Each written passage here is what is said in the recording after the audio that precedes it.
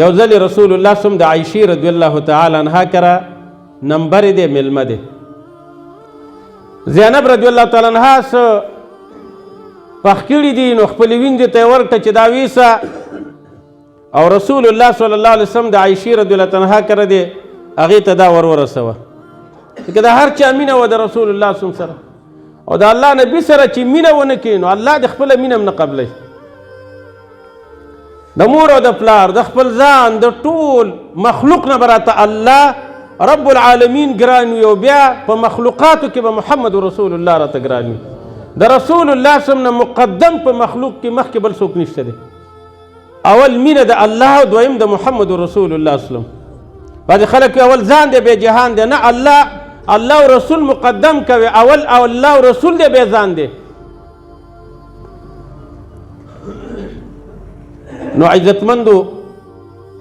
چونکې دا بنتوب و دا بنتوب کې خو دا لږې طرفګنې نه وي چې هغه ترکاري ورته راوړله نو عایشې رضی الله عنها د دې ویندې د لاس ته ټک ورکړ نو کاسه تې ګزاره شوله رسول الله سم ورغې ورته عایشې ښه کار دی ونه که هله شا به 2 کاسې راوړه اوسه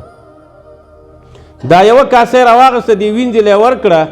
ورته یې ویلې چې دا به زینب رضی الله عنها ته ورکړې ورته به وویې چې هغه کاسه د رسول الله ډېره خوښه شوه ځان سره ایساره کړله او د هغې په عوض کې تا ته د عایشې د کور نه دا بله کاسه درکړله ورته ونه وی چې ماته شوله کاسې یې وړله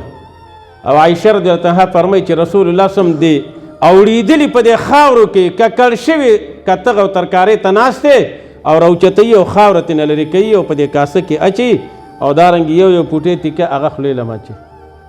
هغه ټول په کاسه کې راجمع کړ راوړه او ما ته ویل عایشې راځه اوس ما سره ته وخوره کور جوړول زمارونو د کور رانول مه کوئ